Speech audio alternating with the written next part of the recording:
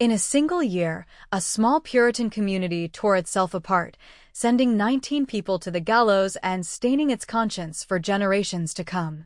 Welcome. If you value clear, careful history, consider subscribing for more calm, thoughtful accounts of the past. On a bitter February morning in 1692, Salem village stirred not from the cold, but from a deeper chill, a child's wild contortions, a woman's sudden shriek, and the whispered certainty that the devil had come to town. What began as an episode in one household rippled outward like a wind that found tinder in every feuding hearth. This is the story of how fear became contagious, how neighbors became prosecutors and accused, and how a community's convictions, its rivalries, and its leaders' fears produced a tragedy that still asks us to look at ourselves. Picture the village: narrow lanes, clapboard houses close to the meeting house, fields edged by stone walls that marked more than property lines, they marked identities. Salem Village was not the bustling port town downriver, but a parish of farmsteads and sharp consciences. Its people lived by a strict covenant with God and a wary eye toward the wilderness beyond, the forest that native peoples had inhabited for generations and where, to the settlers, unknown dangers lurked. The memory of frontier violence, the trauma of earlier wars, and the constant threat of disease made every shadow suspect. Into this uneasy landscape stepped ministers and magistrates, men whose authority was theological as well as civil. The first public stirrings took place in the household of Reverend Samuel Parris. His daughter Betty, his niece Abigail Williams, and Tituba, an enslaved woman from the Caribbean, fell into fits that, to onlookers, were beyond ordinary illness. They complained of invisible pinches and pungent odors, they barked like dogs and writhed on the floor. Folk healers and ministers examined them, and when ordinary remedies failed, people sought an explanation that fit their world.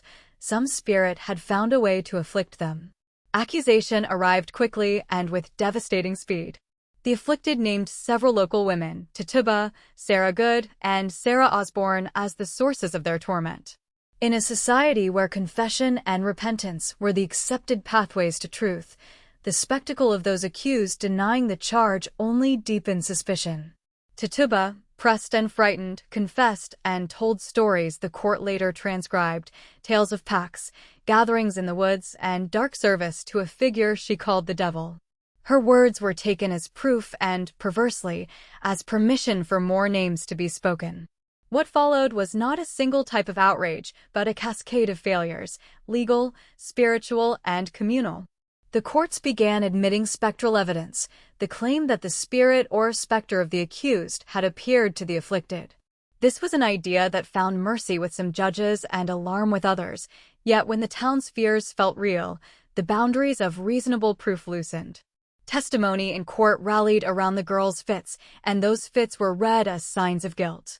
A woman's reputation, a neighbor's argument over land, a child's tale of seeing a figure in the night, any of these could become the hinge on which a life turned. We must not imagine this only as the triumph of superstition. Behind many accusations were tangible human grievances. Salem Village was rife with disputes, contested roadways, bitter church membership quarrels, and economic tension between established families and those on the margins. The Putnams, a powerful clan with grievances of their own, became leading accusers. Families like the Porters and the Nurses found themselves on opposite sides of tangled local politics. When social bonds are strained, and when a plausible explanation for misfortune presents itself, scapegoating becomes easier. Allegations often aligned with old feuds and property disputes. A hatred that might otherwise have been whispered over fences surfaced in formal accusations before magistrates. The courtroom scenes were unsettling in a sober way. Imagine the cold courtroom, breath visible in the air, as men in dark coats leaned over wooden benches. The afflicted girls entered, and within moments their behavior changed. A hand clutched an invisible thorn, a foot twitched as if one were stepping on coals, a face twisted into a grief that was both real and performative. Onlookers saw miracles or malevolence.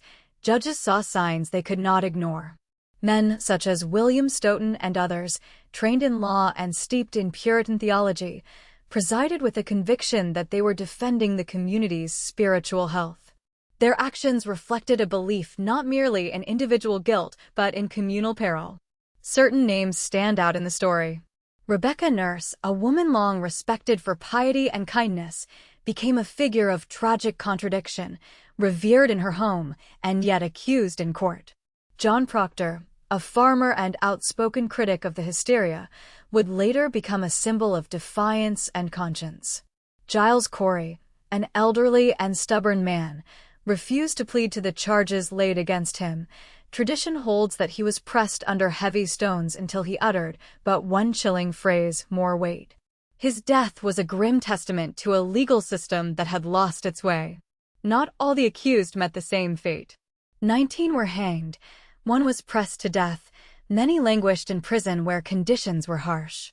Families were wrecked, children left fatherless or motherless, and the fabric of the village frayed. Yet the story contains small acts of courage and humanity, neighbors who spoke up on behalf of the accused, ministers who questioned the proceedings, and, after the hysteria subsided, public efforts at atonement. In 1693, Governor William Phipps dissolved the Court of Oyer and Terminer, and a subsequent court would not accept spectral evidence in the same way.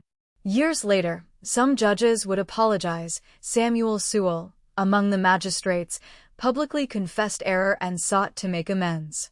The colony would later pass acts to restore the good names of some victims and to compensate surviving families, though no law could heal the year's raw wounds. Why did this happen? The answer is not one cause, but many colliding. The Puritan belief system, with its vivid sense of spiritual warfare, made the idea of demonic attack credible. Social tensions, widening wealth disparities, contested land, and rivalries provided motives and channels for accusation. The judicial system, in its effort to root out evil, adopted rules of evidence and methods that proved corrosive when combined with fear. And crucially, the behavior of the afflicted, whether driven by genuine illness, attention, or coercion, created undeniable pressure on a community anxious for certainty. There is another element that often escapes immediate notice: the role of children and adolescents. The primary accusers were young, and their fits and stories drew adults into the drama. In a society that both controlled and anxiously monitored youth, where parents disciplined and communities disciplined adults, these children's voices held a power that could override reason. The psychological dynamics were complex. Some of the girls later recanted or admitted to falsehoods, but at the time, their performance carried the weight of revelation. What does this affair teach us? At the most elemental level, it is a cautionary tale about how fear distorts justice. When a society confuses the presence of a problem with the presence of a human enemy, it invites the erosion of safeguards. When evidence is replaced by conviction, when leaders seek certainty over careful inquiry, innocent lives are imperiled. The Salem tragedy also reminds us that institutions, churches, courts, civic bodies, are not infallible. They can reflect society's best hopes and its deepest failings.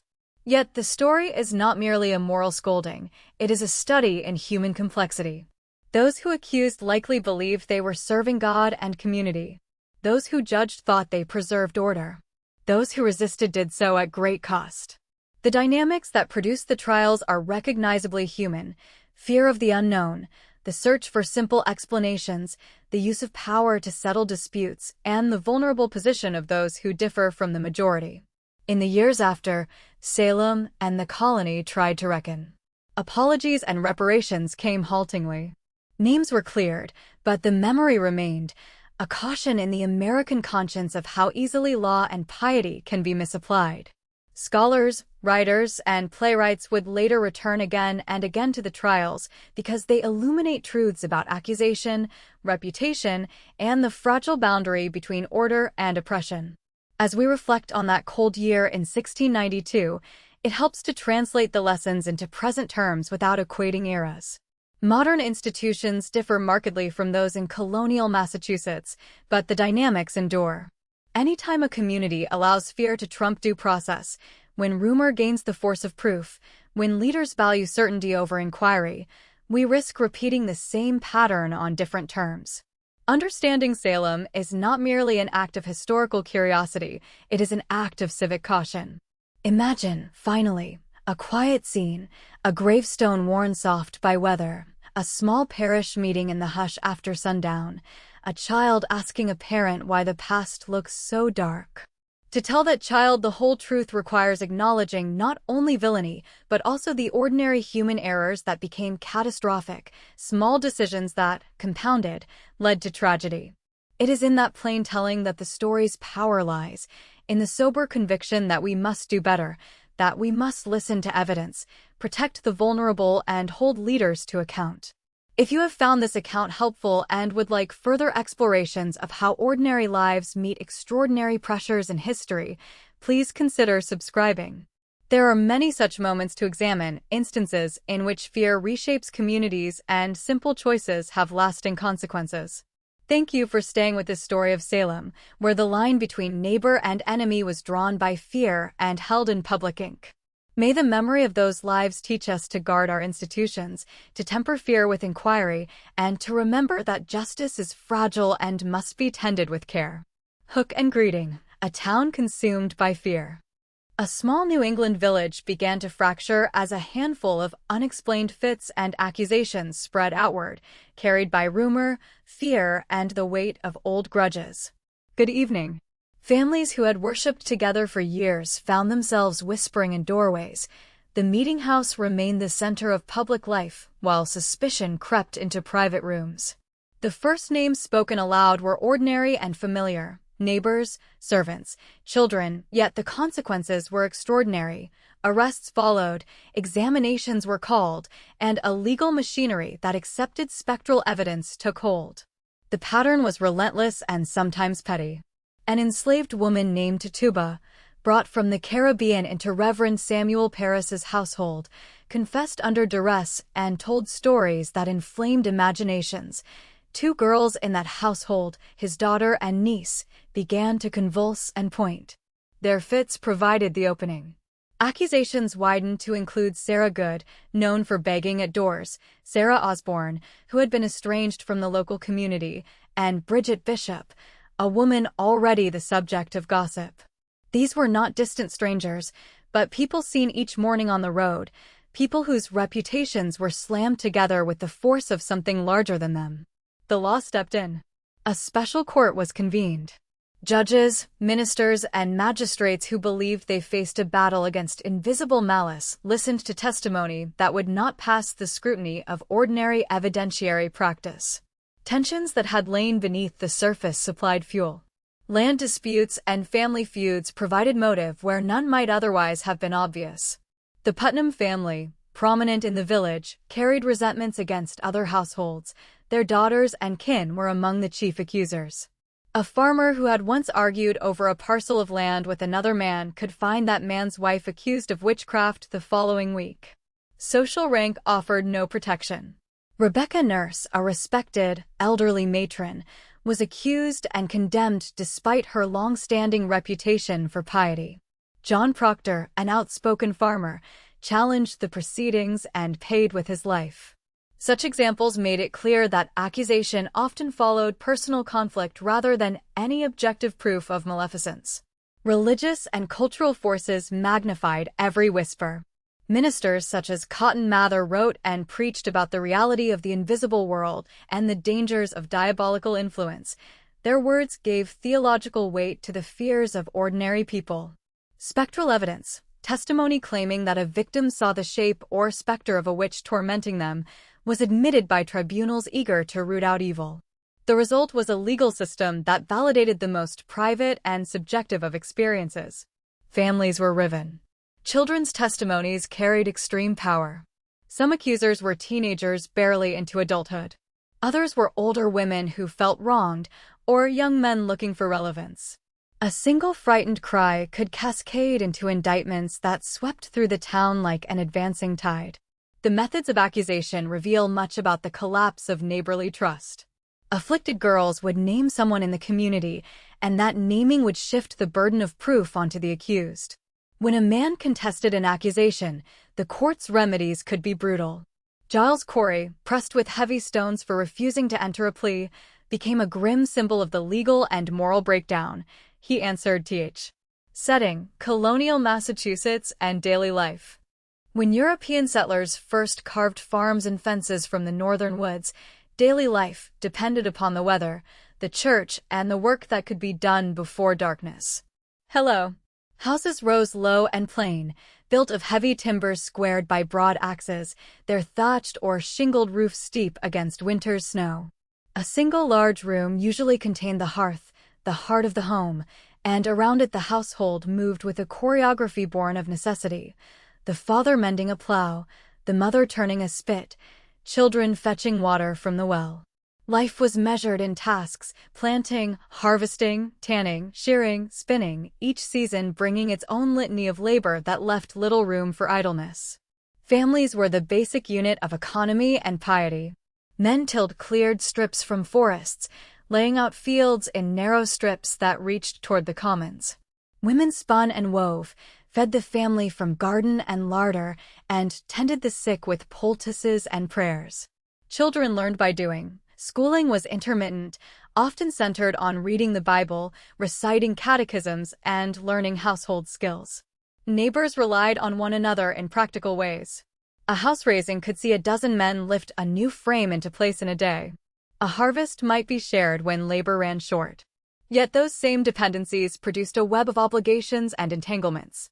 Rights to pasture, water, and fence maintenance were repeated sources of complaint and negotiation. The meeting house dominated the physical and social landscape. It served as house of worship and town hall, a single structure at which sermons could last for hours and town matters be settled in the same hard benches. The minister's voice carried authority because Scripture did, and because the community had voted him their spiritual guide.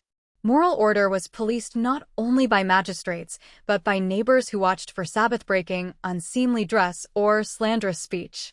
Public discipline took familiar forms: admonitions in the meeting, fines exacted by the selectmen, stocks for small crimes, and the rumor that could wither a person's reputation.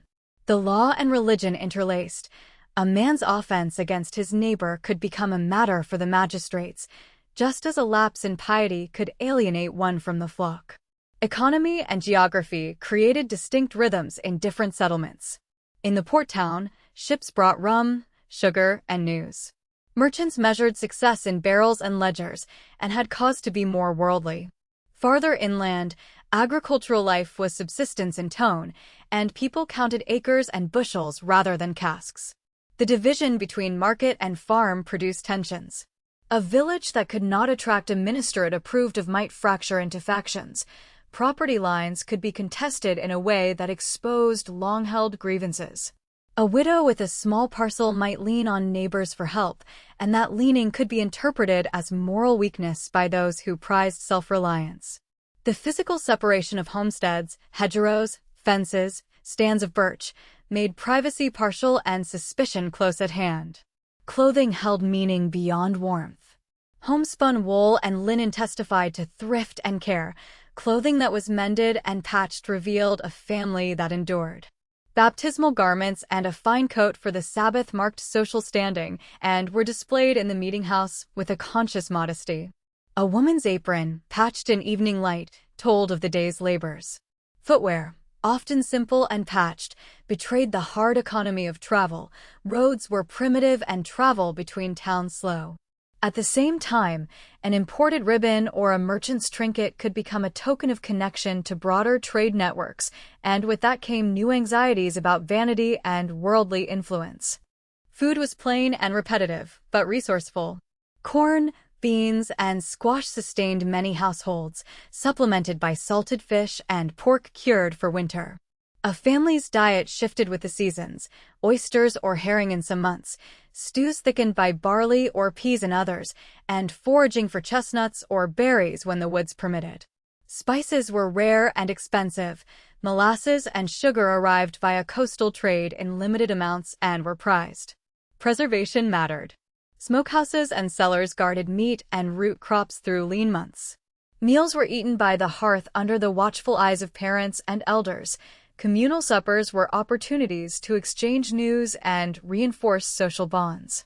Healthcare blended folk knowledge with scripture and the occasional learned remedy. Midwives were essential and respected, combining practical skill with knowledge of herbs and birthing practice. A child's fever or a farmer's twisted ankle was as likely to draw a neighbor's salve as a doctor's visit. Schooling for the few who could spare time extended to reading the Bible and learning to write accounts. Literacy mattered for land transactions and for understanding the moral law. Town records were often kept by constables and clerks who could read and write, and these records mattered because they preserved contracts, disputes, and the official marks of trust. Beneath routines there ran a constant exchange of words, sermons that could shape sense of sin and providence, letters brought by boat or rider, and the gossip that passed from porch to porch. Gossip served a practical function, news of who had moved, who had died, who had argued, but it also created pressure. Reputation was a fragile commodity. A rumor of theft, of ill speech, or of improper hospitality could cost a family standing. Disputes over landlines were more than legal wrangles. They were accusations about stewardship and memory. That a neighbor might withhold a loan of firewood was not merely an inconvenience, but a sign of social withdrawal. Authority rested in both formal and informal hands. Town officials like selectmen and constables administered local ordinances, set taxes for the minister's salary, and oversaw public order. Magistrates and courts could adjudicate more serious disputes. But the minister's influence was profound, shaping the moral vocabulary used to describe behavior. A sermon could interpret misfortune as divine chastisement and name transgressions in ways that made neighbors measure their own conduct. Where the minister's voice failed to console, factionalism could grow. A dispute over where to place the meeting house or who should serve as selectmen could become a proxy for deeper resentments about class or kinship. Daily life was also bounded by ritual and custom. Sabbath observance required preparation on Saturday and stillness on Sunday. Work was to be avoided and the day reserved for prayer, reflection, and community business. Weddings and funerals brought people together, and so did fairs and militia musters. Men trained periodically with muskets and pikes. The militia provided not only defense, but also a public stage for community discipline and respect. A man's bearing before the muster could be taken as evidence of his reliability. Women, in turn, cultivated networks of mutual aid, sharing recipes, helping at births, and joining in quilting or spinning bees. These gatherings were quietly powerful, sustaining households through hard seasons and preserving knowledge through oral teaching. Isolation was physical yet porous. The forest was both resource and boundary, offering wood for construction and fuel, but also marking limits to cultivated land. Wolves and deer, roots and berries, all shaped how people moved and ate. Travel was dangerous at times. Storms could isolate a community for days. News arrived slowly and was often colored by the teller's bias. In such a setting, stories had force. Tales of the uncanny circulated with ordinary reports of theft or market prices, and they took shape in a culture that expected providence and moral consequence in daily events. The interplay of economy, religion, and social custom created a brittle social fabric. Small slights could echo more loudly than in densely populated towns. A loan repaid late, an insult at the meeting, a contested will, each could be recast as evidence of a neighbor's moral failing. Families who drifted to the margins because of poverty or disagreement found that mutual aid frayed at the edges. Land disputes, too, were not abstract. They meant survival for a family dependent on meager acreage. Complaints were filed in town meetings, petitions made to magistrates, and alliances formed or broken accordingly. Evenings held their own cadence. After the day's labor came the slow unwinding, mending garments by candlelight, knitting, telling stories that taught prudence or warned against vice. A household might read a passage from scripture together, hammering the day's lessons into memory.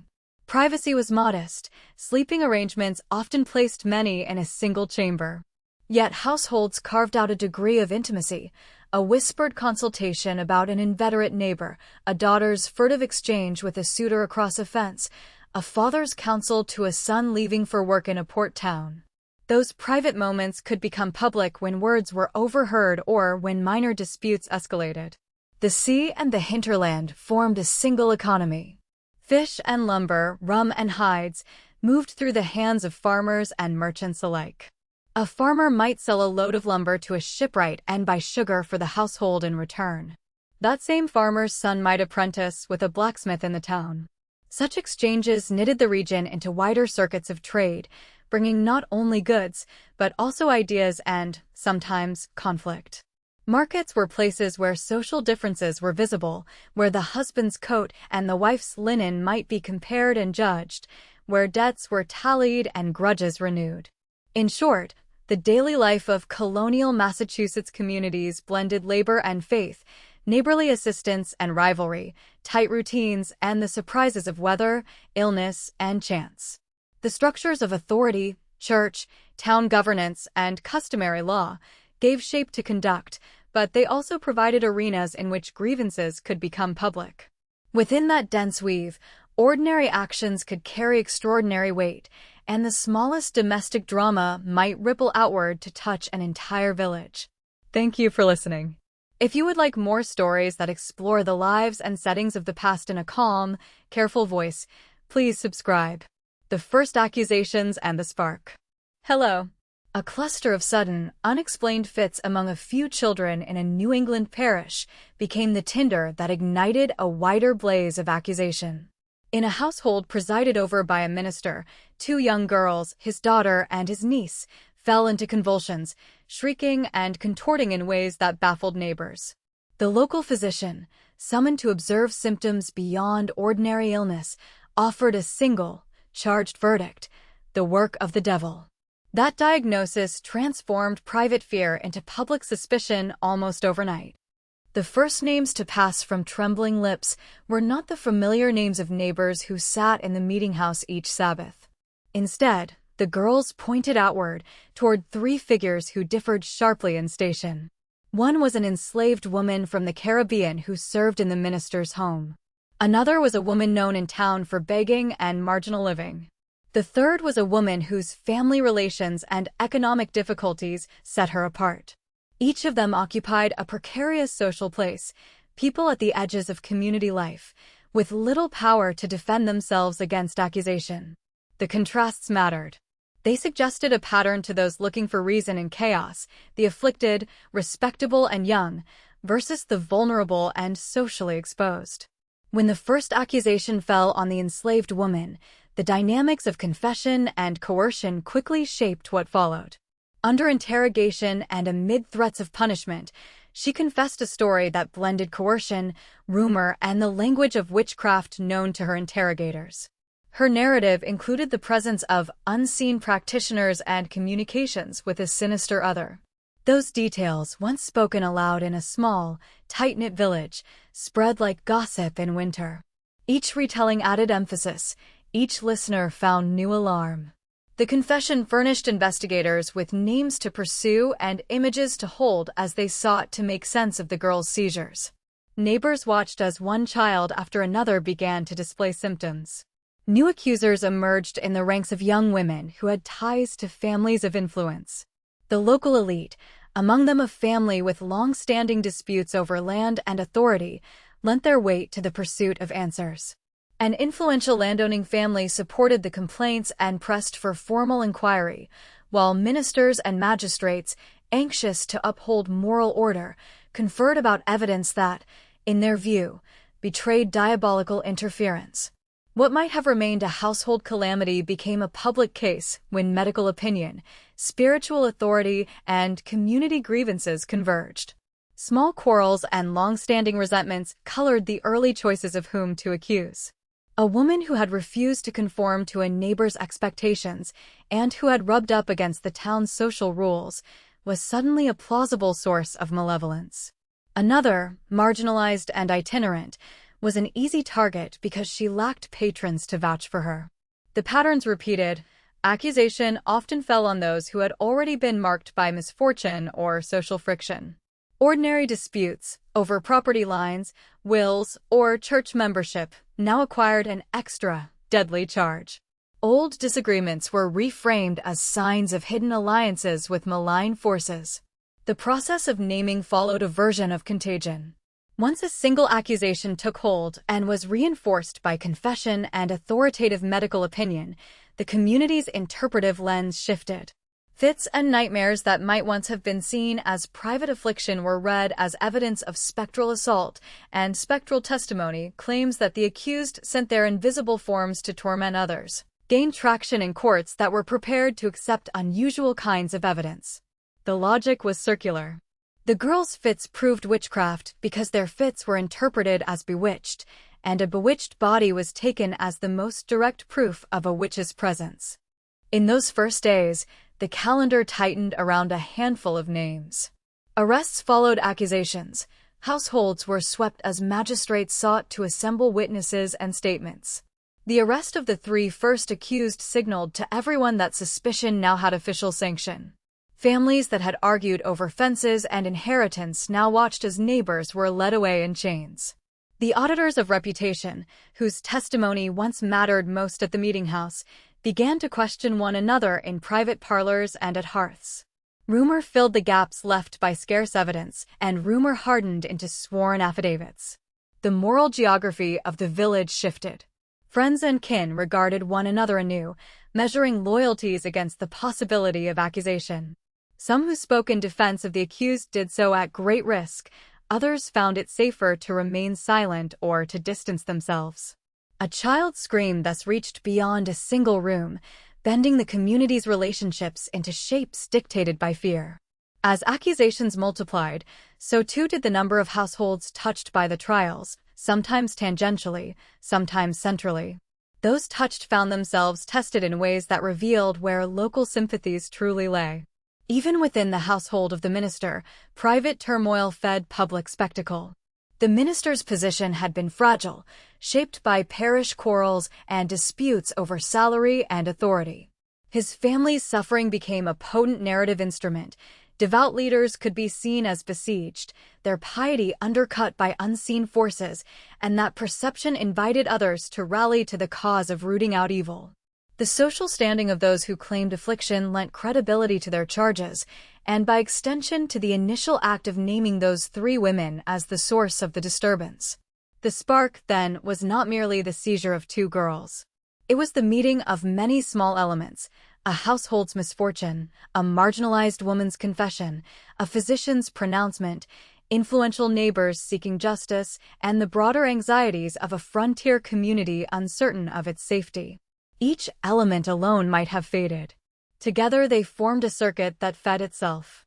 Accusation produced confession, confession produced more accusation, and the community's need for moral clarity provided fuel. The first accusations set a pattern that others could emulate, and for that reason they matter beyond the particulars of the original names. As the town watched, the early months stretched and the pattern thickened. Names flew like tinder on a wind of apprehension. Some of the earliest accusers were later identified as central figures in a wave of indictments that would sweep through households and courts. Their testimonies, energetic and vivid, created a common vocabulary for interpreting misfortune: a spectral finger pointed, a visitation described, an attempt to injure noted.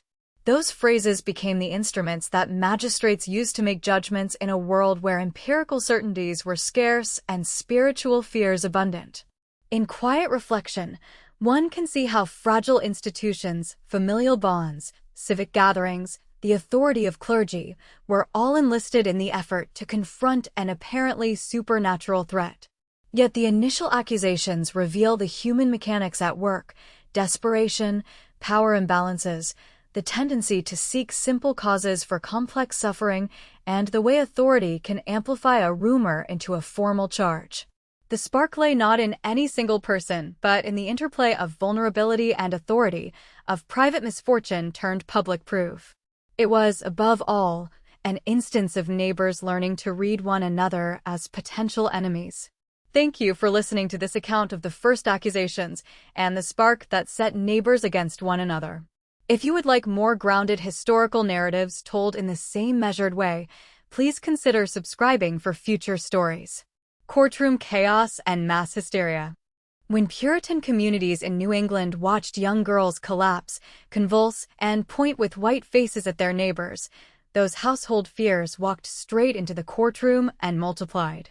Hello. The legal arena became the crucible in which private grievances, religious anxieties, and raw human fear were given weight as evidence, and the outcomes were swift and brutal. Magistrates first held informal examinations in parish houses and meeting rooms, where afflicted witnesses described invisible torments and accused specific people of sending them. Jonathan Corwin and John Hathorne were among those who took these early depositions, and the transcripts already show a strange mixture of halting testimony and theatrical display. Young women screamed and writhed as elders asked whether they saw anyone's specter, neighbors leaned forward, ministers took notes. Short cries punctuated long, careful questions. The afflicted did not merely allege, they performed. And performance, in that moment, could equal proof. The governor appointed a special panel of judges to hear the flood of cases, and the court of oyer and terminer sat with an authority that carried the weight of the colony.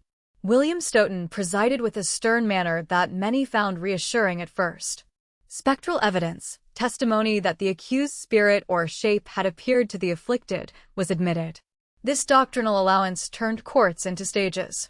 An accused man or woman would stand before a packed room while an accuser would describe with precise detail how an apparition had bitten, choked, or otherwise assaulted them. Judges listened intently. Witnesses nodded. The jury heard not only words, but the reactions of the crowd. Noise built like a tide. Sometimes the accused tried to speak. Sometimes silence did them more harm than good. One of the stark patterns of these proceedings was how ordinary domestic disputes migrated into the record. Land quarrels, slights over marriage prospects, and bitter exchanges at market were recast as infernal alliances. A neighbor who had once disputed a fence line suddenly found this same neighbor's granddaughter convulsing in court while claiming to see a specter at her bedside. The legal documents preserved the names and the bitter short sentences exchanged. She stood mute. He denied it. They fell into fits. The courtroom did not function as a neutral arbiter so much as a magnifying glass. Small resentments were enlarged until they appeared to be supernatural proof. Several trials stand out for how they reveal this dynamic. Consider a woman of advanced years, widely known for her piety and service to the church, who was hauled before the court and faced a chorus of young voices insisting she had tormented them. Her steadfast calm, the very thing many townsfolk had admired, was read instead as evidence of a hard heart capable of witchcraft. The jury's deliberations were brief. The verdict stunned neighbors who had trusted her counsel for decades. Another case turned on the testimony of a husband's servant who shifted from accusing to recanting and back again, under the pressure of court and community. These reversals were common, and each change of story fed the perception that evil was lurking everywhere. A different, darker drama unfolded in the case of a man who refused to enter any plea when pressed by the court. He was subjected to the gruesome practice of judicial pressing until he gave no word at all. He would not allow the court to record a plea and thereby PR. Consequences, regrets, and the lesson today. Hello. The trials left a toll measured in names and silences, 20 lives taken by execution, many more crushed by imprisonment, and a community rent by suspicion and grievance. The immediate consequences were practical and brutal: widows and orphans suddenly without support, property left in legal limbo, reputations shattered beyond repair. Accusations froze commerce and neighbors' trade, farms lay unattended when men were jailed or fled. Courts that should have weighed evidence instead admitted spectral testimonies and coerced confessions, and the law itself bore the stain of having been used as an instrument of fear. Families who survived the sentences found themselves impoverished and stigmatized. Land and goods were often seized or disputed while trials continued, and the process of reclaiming what was lost could take years. Children bore the social consequences for generations. A surname attached to an accused family could mean ostracism, marriage prospects curtailed, and the quiet erasure of personal histories. Some accused never regained their legal standing or financial footing. Others died in jail from illness and exposure before their cases were resolved, and those deaths left the town with more names on memorial stones than explanations. Regret followed the hysteria, but slowly and unevenly. Within a few years, leading citizens and clerics began to question the methods by which people had been condemned. A few jurists publicly recanted their reliance on spectral evidence, testimony that a victim's spirit had been afflicted by someone unseen, because it could not be examined in open court nor tested by witnesses. One magistrate issued a quiet, personal confession of error that was read aloud in his congregation. It was a rare public acknowledgement of responsibility in that era. Legislative bodies later acted to restore the legal rights of the accused and to compensate families whose heads had been executed. Those acts did not erase the anguish, but they did mark an institutional recognition that the courts had failed. There were specific, human regrets that lingered in letters and town records. Men and women who had urged prosecutions lived to see the consequences of the panic and to feel remorse. Some left the colony, others withdrew from public life. Clergymen who had preached the need to root out evil found themselves questioning the place of spiritual conviction inside civil trials. The cost of mixing theological certainty with judicial process became painfully apparent. Those who had confessed under duress and later retracted those confessions provided stark examples of how fear and coercion can produce false admissions, admissions that then function as evidence against yet others. Concrete reforms emerged from the aftermath. Courts tightened standards of evidence and placed greater emphasis on tangible proof and cross-examination. The controversy over spectral evidence prompted legal thinkers to insist that assertions of invisible harm must not carry the same weight as material testimony. Over time, these lessons informed broader principles: the presumption of innocence, protections against coerced confession, and the need for transparency in judicial proceedings. The legal architecture slowly shifted to prevent a repetition of such a breakdown, though change required vigilance and decades of argument. The human stories illuminate the costs in a way statistics cannot. Take the minister who was executed despite his scholarly standing and previous service to several congregations. His death stunned neighboring towns into re-examining how religious animus could translate into legal condemnation. Consider a farmer accused by neighbors who had long-standing feuds with his family, whose estate fell into dispute after his arrest, and whose children later grew up to live in other colonies to avoid the stain on their name. The case of an enslaved woman who testified under pressure, whose words set others on trial, highlights the cruel dynamics of power, race, and coercion within a frantic community. These examples show that the trial's consequences were both juridical and deeply personal. They taught a lesson about the fragility of justice when fear governs decisions.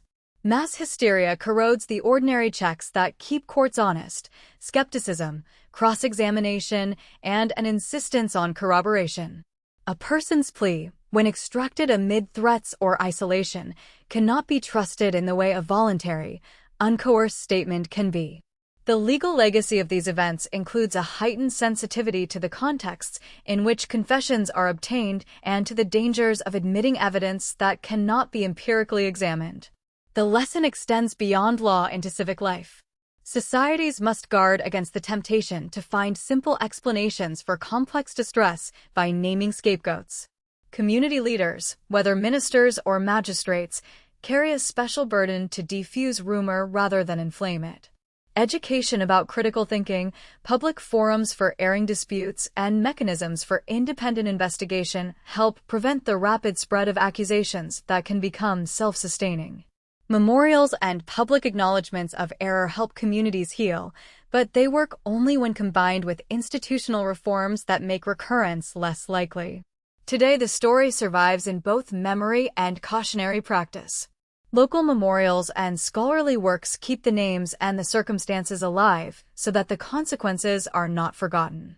Public apologies and legislative reparations are part of an effort to reckon with past wrongs, and they provide an example of how a society can attempt to make amends. Modern legal standards, protections against self-incrimination, the right to counsel, rules excluding unreliable testimony, owe something to earlier failures to secure fair trials. Those developments show that juridical systems learn, slowly, from their worst moments. Yet the underlying human dynamics, fear, envy, miscommunication remain. In contemporary contexts, accusations can spread quickly through rumor and amplification, and the pressure to resolve an apparent crisis can lead institutions to act before evidence is fully vetted. The durable lesson is not merely legalistic. It is ethical, a reminder to temper immediacy with deliberation, to require scrutiny before punishment, and to remember that the accused are persons with families and histories, not mere symbols.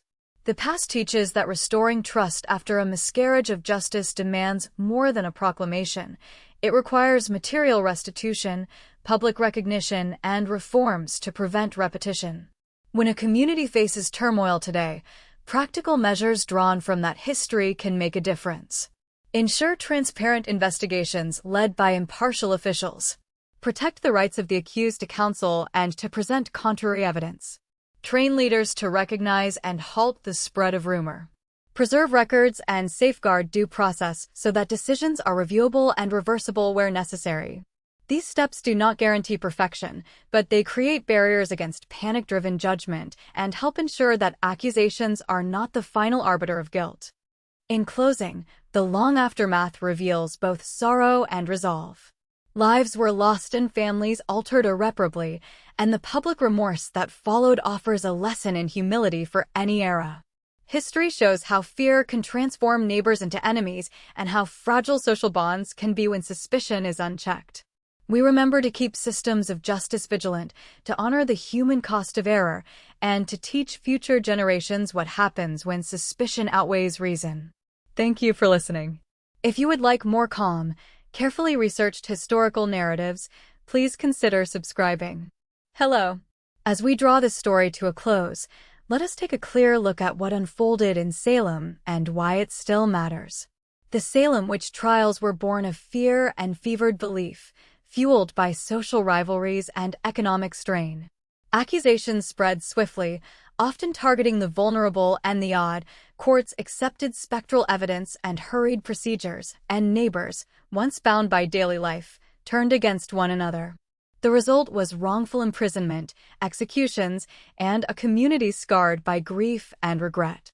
In the aftermath, the colony would reckon with its errors, apologies were made, and legal reforms slowly took root to guard against such miscarriages of justice. These are the key points to remember. Fear can override reason. Institutions can fail when pressed by panic. Ordinary people can become perpetrators under pressure, and acknowledgement and reform are essential steps toward justice. Imagine, for a moment, standing at a doorway in 1692, listening as whispers cross a snowy street. Consider how quickly certainty hardens when doubt is dangerous. You, listening now, bring the distance of 3 centuries, but you also bring the responsibility of a witness in a different time. History asks us not merely to know what happened, but to learn how to respond when communities fray and accusations multiply.